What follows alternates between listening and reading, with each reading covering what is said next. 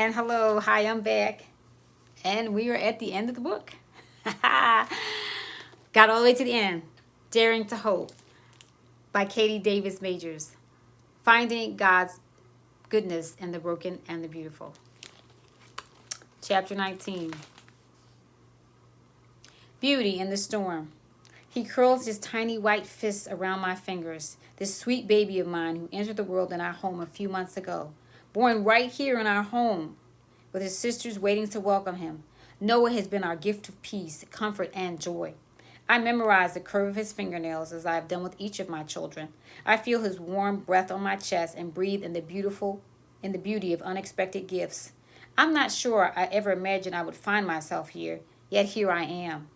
My beloved companion at my side, beautiful young women growing up before my eyes, and this baby cradled to my chest.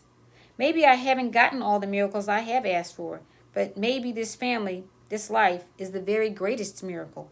For daughters who have experienced the Lord's healing and redemption in monumental ways, who have been knit into my heart just as if they had grown in my womb.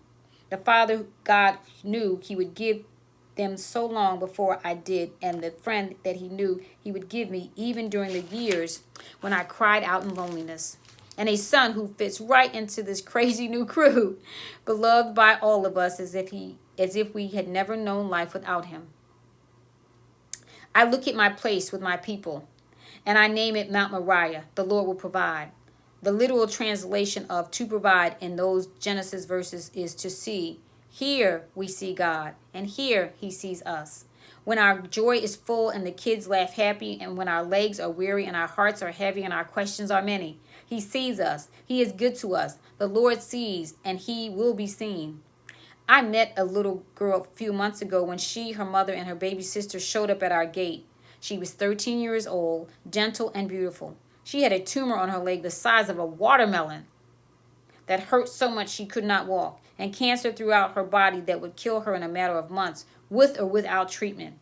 I sat with her in the dirt and then helped her mama carry her inside.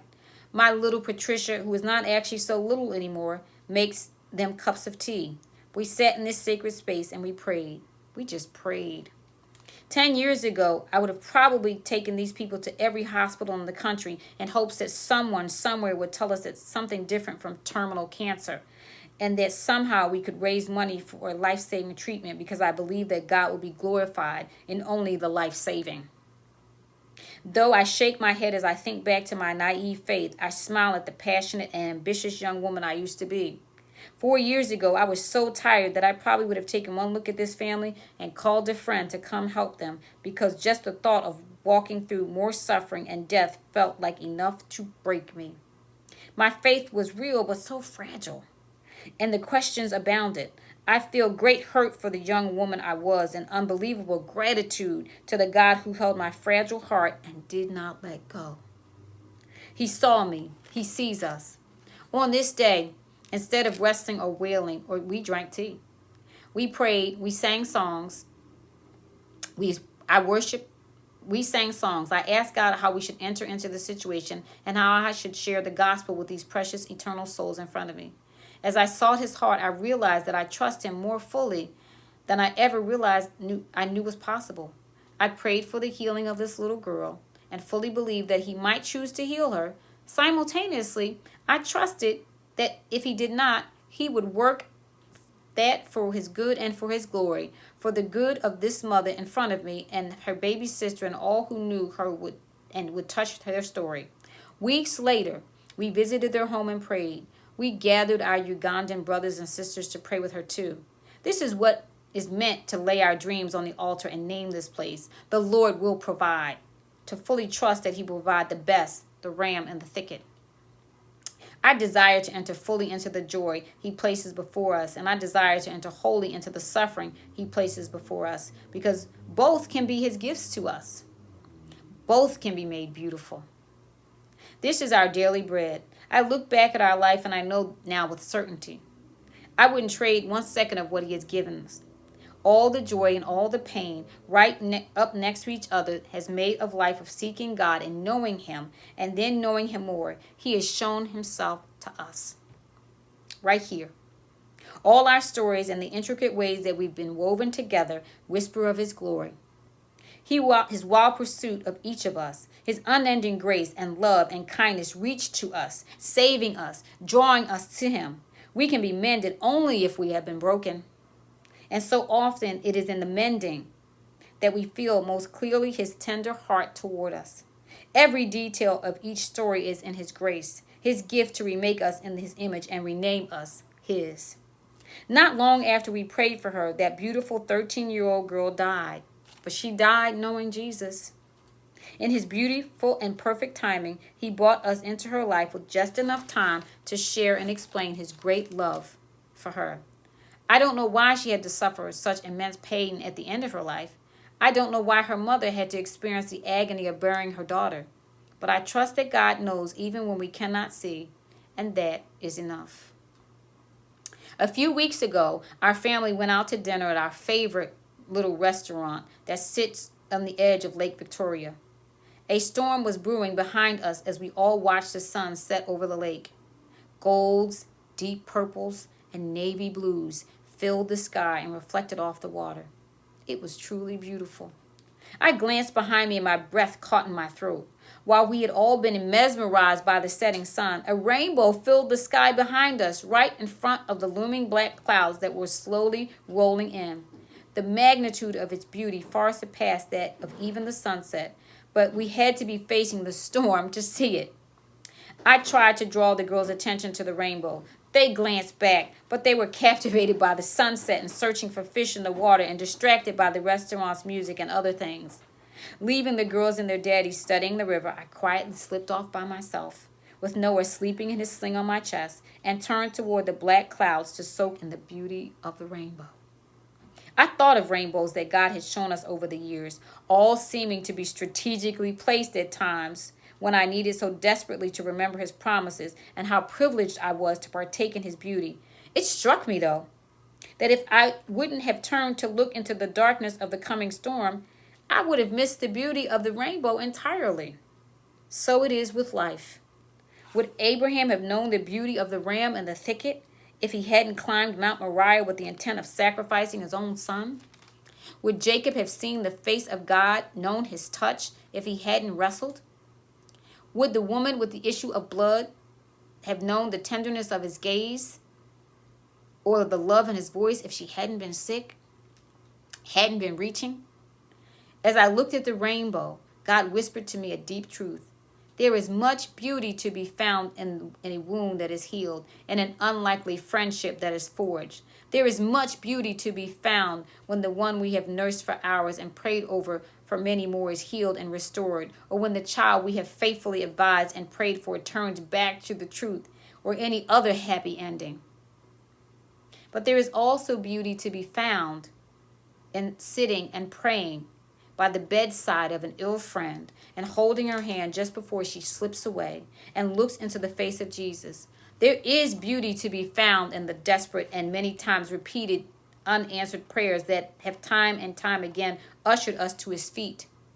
There is beauty to be found in a life poured out in faithfulness and obedience, no matter the circumstance. There is beauty to be found in the unlikely places, but in so many cases, we must be facing the storm to see it. Often, to behold this beauty, to be reminded of God's promises in such a tangible way, we must turn toward, not away from, the darkness. The reality of living in a fallen, broken world is that there is always a storm. Headlines scream of refugees capsizing in boats as they try to flee to freedom, and of women who have to choose which child gets to go with them to safety. Just 12 hours north of my home, children huddle under beds to avoid bombs. Even if they manage to survive, they face famine.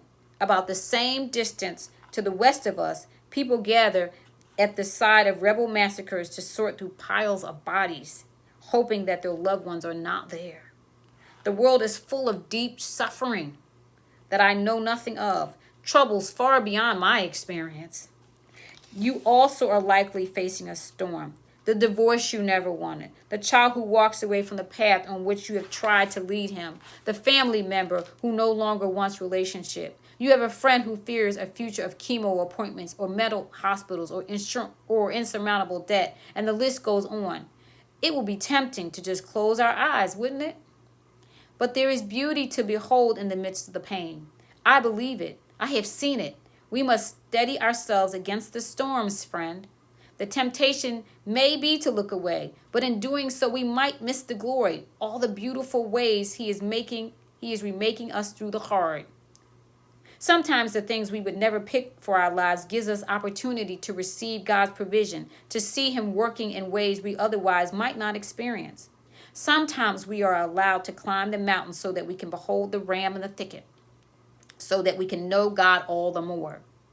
It's amazing, really, that we can get exactly what we need by walking through what we never wanted. In the dry places, when our lives are not going at all as we intended, he can draw us to him the way he has always intended. God is like that. He uses the hard to reveal more clearly his great kindness toward us. He always knows what we need before we can even fathom it. Abraham climbed up Mount Moriah with no idea of what God could possibly be orchestrating, why God would ask him to sacrifice his only son. But God uses his faithfulness and obedience to grow his trust and to prepare him for future trials. Maybe the hardest things make us the best kind of brave and the best kind of ready for all that God has next. They teach us to lean in lean into him time and time again, because we see that it is true. We are weak. He is strong. I hadn't known this in the beginning. I hadn't known it when I drove those long hours to visit Jane and her mom, when I welcomed them into our guest home. I hadn't known it when I cried tears over the brokenness of all the people under our roof, the past that seemed cruel and insurmountable, the wounds that felt like bottomless holes that wouldn't heal. I hadn't known it when I wrapped Catherine's body in a cloth to lay in a casket, when I sat alone with my tears and my father on that bathroom floor for nights on end. I was just starting to learn it as I sat by Betty's bedside in the middle of the night, hoping for her life and preparing for her death. When we continued opening our home to others regardless of the outcome, and when I sat with our friend in the rehab unit. But now, I know that the things I never wanted were the very things I needed most. The things that I thought would break me were the things that drove me straight to him. My anguish and sorrow sent me to the healer who would mend all those broken places and put me back together more beautifully than I had imagined.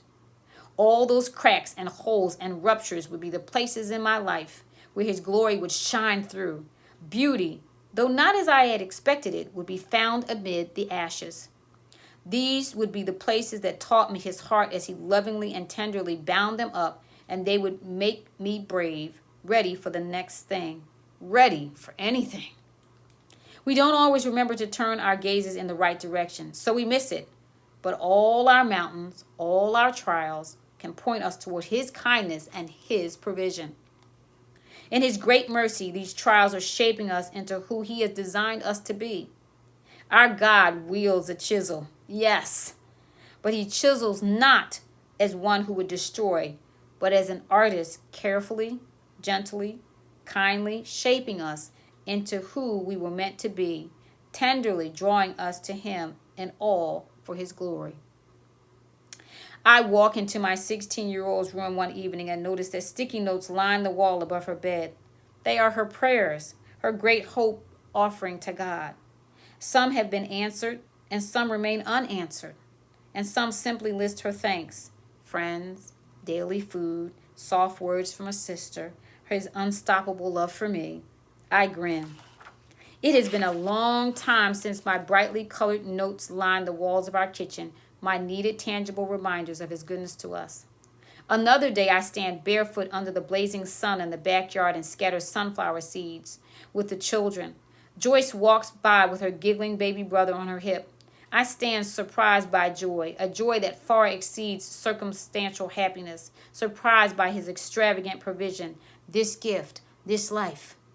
I rejoice yet again in realizing that God, who did not spare his own son, provides the things we didn't know we needed in the first place.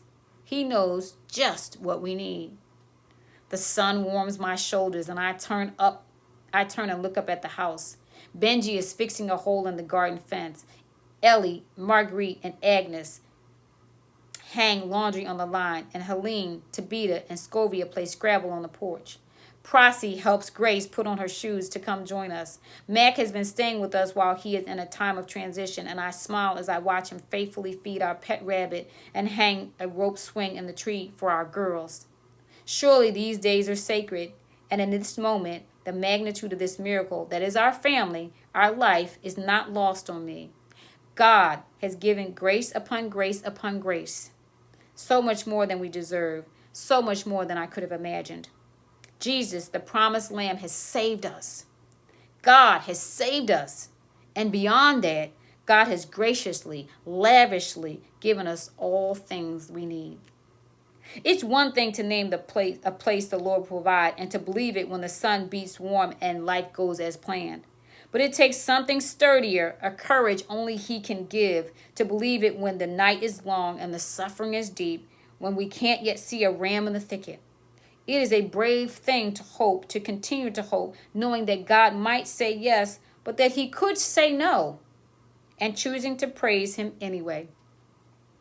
And when we hope, even when hope doesn't make any sense, when we head up Mount Moriah, trembling with the knife and the fire, the burden of the wood on our backs, and no idea what is about to happen or how God will come through, and we say with certainty, God will provide the lamb. Well, then our hope puts us right up next to our loving Father. Our hope is our offering to Him, our sacrifice. And in our hope, He is shaping us, molding us, drawing us to Him. We will know Him here, friend. Maybe today your story feels dark. Maybe the suffering and the sorrow have nearly drowned you, and the darkness threatens to swallow you up, and sometimes the hurt is too much. Maybe nothing looks like a gift and nothing looks like grace. I've been there too. Maybe today life feels grand and things are going as planned, but you know the bumps are up ahead, because none of us get out of this life without facing a storm of some sort or another. Now I know, and I testify, I have wrestled with God and have seen His face and felt His touch, and you will too, dear one. You will too. The God of all mercy and compassion is using our heartache to draw us to Himself and transform us into His likeness. He will turn our sorrows into joy and use our suffering to display gifts of grace. He will turn our darkness to light, and He will carry us home. Chin up, love. He whispers, hold on to that hope. Eyes on me, dear one. I am not done yet. We hold on to our hope. There is always a ram in the thicket, because there is always a lamb on the throne. And I have just finished reading Daring to Hope, Finding God's Goodness in the Broken and the Beautiful. I hope you have enjoyed the journey with me. There have been plenty of times to laugh and to cry, to wonder, to question, and to come back to the same space that Sister Katie does. God is our God. He will provide. He does provide a lamb in the thicket. He always keeps His promises. This is Deborah E. Johnson. Thank you so much for listening to all these chapters with me. And stick around. Hopefully I'll get to do another book soon. Deborah E. Johnson, the book, Daring to Hope, Finding God's Goodness in the Broken and the Beautiful by Katie Davis Majors. Take care. Bye-bye.